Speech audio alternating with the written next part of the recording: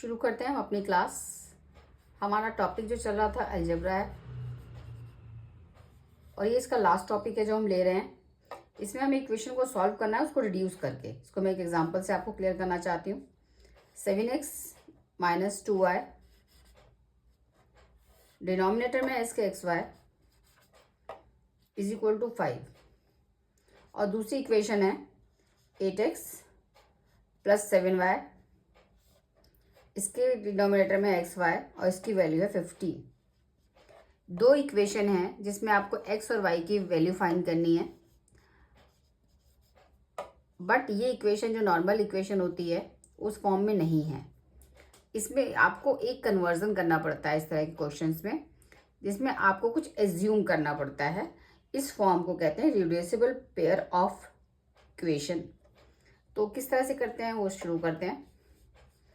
पहले इक्वेशन अगर आप देखते हैं तो इस एक्स वाई को हम इन दोनों के नीचे अलग अलग लिखेंगे, यानी ये हो जाएगा 7x/xy - 2y/xy = 5 as it is. अगर आप इसे सॉल्व करते हैं तो ये हो जाता है 7/y - 2/x = 5। ये एक इक्वेशन आ गई जो हमने इसको रिड्यूस किया। अगर आप दूसरी इक्वेशन को रिड्यूस करते हैं तो ये हो जाता है 8x/, इसके नीचे भी xy लिखेंगे, प्लस 7y, इसके नीचे भी हम xy लिखेंगे, = 15। और सेम तरीके से इसमें x से x कट जाएगा तो ये हो जाएगा 8/y, और इसके बाद इधर y से y कट जाएगा, प्लस का 7/x = 15। तो ये दो इक्वेशन जो थी, ये इस वाली इक्वेशन को हमने इस फॉर्म में कन्वर्ट किया, इस वाली इक्वेशन को हमने इस फॉर्म में कन्वर्ट किया। तो इस तरह की इक्वेशन में हमें जो हमारे पास नॉर्मल इक्वेशन का फॉर्मेट होता है वो होता है ax + by + c = 0। इसमें आप देख सकते हैं कि x जो है वो ऊपर होता है, डिनोमिनेटर में नहीं होता है। वेरिएबल नंबर हो सकता है, डिनोमिनेटर में वेरिएबल नहीं होता है, जबकि इसमें x और y जो है डिनोमिनेटर में है। ये और भी किसी फॉर्म में हो सकता है। ये 7x + 2 या x + 1 या y + 2 y + 1 किसी भी फॉर्म में ये हो सकता है, बट वेरिएबल डिनोमिनेटर में ही होगा।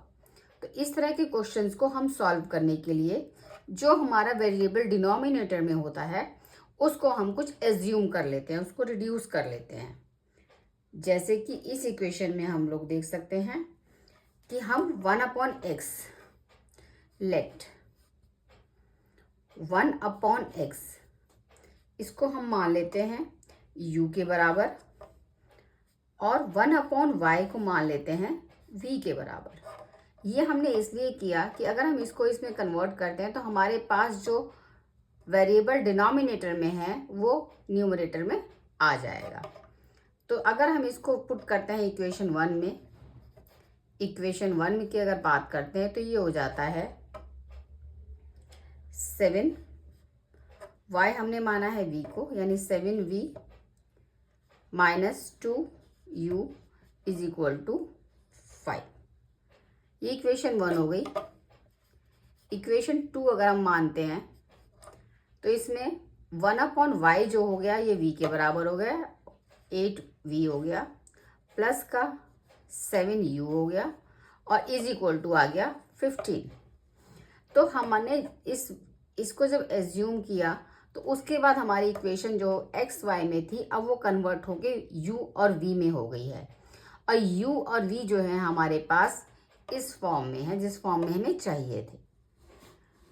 तो आपके सारे सॉल्यूशन जो आपने पहले पढ़े हैं, पिछली क्लासेस में पढ़े हैं, वो सब सॉल्यूशन आप यहाँ पे अप्लाई कर सकते हैं। बट इससे पहले हमें अपनी इक्वेशन जो कि ओरिजिनली इस फॉर्म में थी, हमें इसको इस फॉर्म में लाना पड़ेगा, और इससे जो आपको सॉल्यूशन मिलेगा वो v और u की टर्म में मिलेगा, और उस v और u को आप रिप्लेस करेंगे यहाँ, तो आपको आपका आंसर x और y में मिलेगा।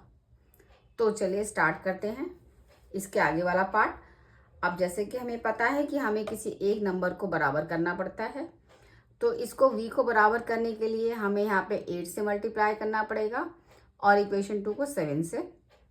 अगर हम u को इक्वल करना चाहते हैं तो हमें फर्स्ट इक्वेशन में 7 का मल्टीप्लाई करेगा और इक्वेशन 2 में 2 का, जो हमें ईजी लग रहा है। तो हम यही करते हैं, हम इक्वेशन 1 में मल्टीप्लाई करते हैं 7 का और इक्वेशन 2 में मल्टीप्लाई करते हैं 2 का। तो ये स्टेटमेंट आप लिखेंगे, मैं पूरी तरह से नहीं लिख रही हूँ क्योंकि हम लोग ये पिछले क्वेश्चंस में हम लोग कर चुके हैं, तो मैं सिर्फ उसको डायरेक्ट सॉल्व कर रही हूँ।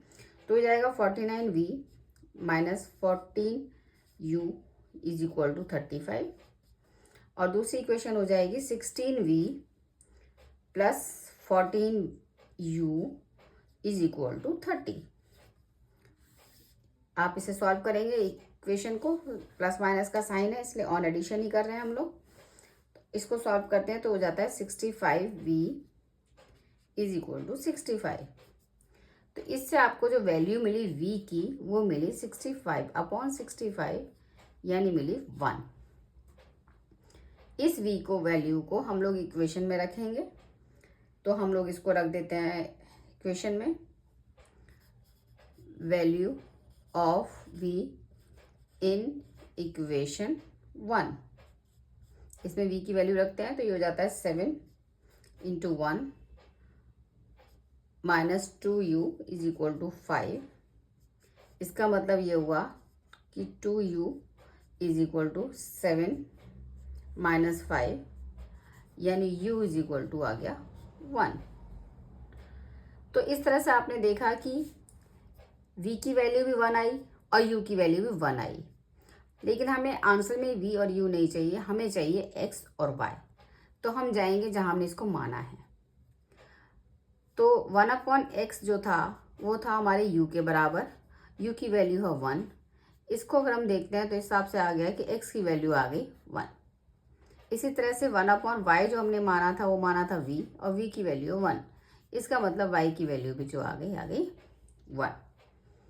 तो इस तरह से आप देख सकते हैं कि आपने इसको सब्स्टिट्यूट किया और उसके बाद आपने सिंपली जिस तरह से हम सॉल्व करते हैं उस तरह से हमने सॉल्व किया और इसके बाद हमारी वैल्यू आ गई।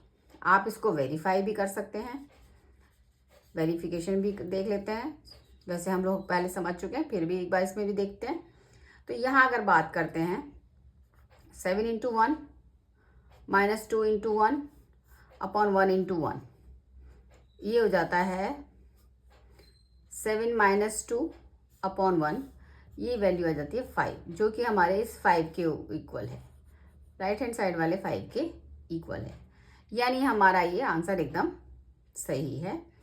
अगर हम दूसरी इक्वेशन में वेरीफाई करते हैं तो ये हो जाता है 8 into 1 plus 7 into 1 upon 1 into 1, तो ये हो जाता है 8 प्लस 7 15 अपॉन 1, यानी ये भी आपका राइट हैंड साइड के बराबर है। तो इसका मतलब वेरिफिकेशन भी ओके है। इसका मतलब हमारी जो x की वैल्यू 1 आई है और y की वैल्यू जो 1 आई है, ये आंसर हमारा बिल्कुल परफेक्टली ठीक है। तो उम्मीद करती हूँ ये मेथड आपको समझ में आया होगा। ये एक बेसिक क्वेश्चन था जिसको मैंने आपको समझाने के लिए किया था। अगली क्लास में हम इसी पे बेस अगला क्वेश्चन लेके चलेंगे, जो कि थोड़ा सा टिपिकल होगा, बट मेथड उसमें हम सेम यूज़ करेंगे।